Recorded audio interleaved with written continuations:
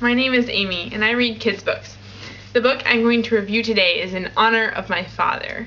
This summer we had a family road trip, and my father brought along this book, which he loved as a kid, and so our family read the whole thing on that one road trip. It probably took us about 12 hours, and it was so intense that we just couldn't put it down. Let me read you a little excerpt and show you why.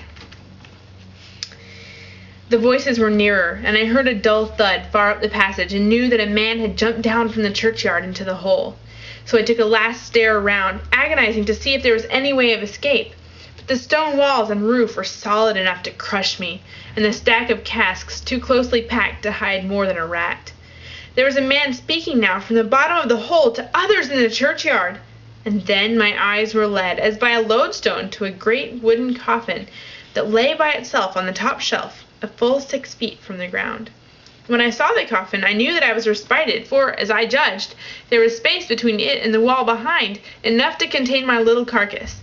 And in a second I had put out the candle, scrambled up the shelves, half stunned my senses with dashing my head against the roof, and squeezed my body betwixt wall and coffin. There I lay on one side with a thin and rotten plank between the dead man and me, dazed with the blow to my head and breathing hard, while the glow of torches as they came down the passage reddened and flickered on the roof above. Oh, it's so exciting! That may have sounded a little bit creepy, but the book is not a creepy book. It's an adventure book. It is about a boy named John Trenchard and his search for pirate treasure. And this book is called Moonfleet. It is by Meade Falkner. And it is set in the 1850s, and the cool thing is that it was written in the 1850s. So the author really knew what he was talking about. He knew the culture and he knew the language. So this book is written just the way people talked back then. And that's one reason I loved reading it. It's very authentic. So the story is about him. He lives in this little town called Moonfleet, and he runs in with a band of smugglers. He becomes one of them. And on one night, the way events turned out, he and his good friend Elzevir are implicated with a murder of a magistrate, and therefore they are on the wrong side of the law. They did not commit the murder, but they're implicated with it, and so they have to flee.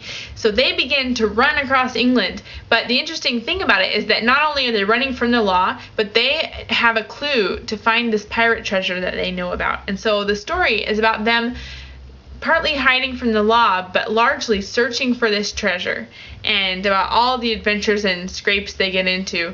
It is a serious book at times, but I really enjoyed reading it, and it really probes the value of treasure and wealth versus the value of true friendship. So, and then there is, of course, Grace waiting in the window with a candle. But I highly recommend this story. Go look it up on Amazon right now. Go. You too, Peter. Look it up.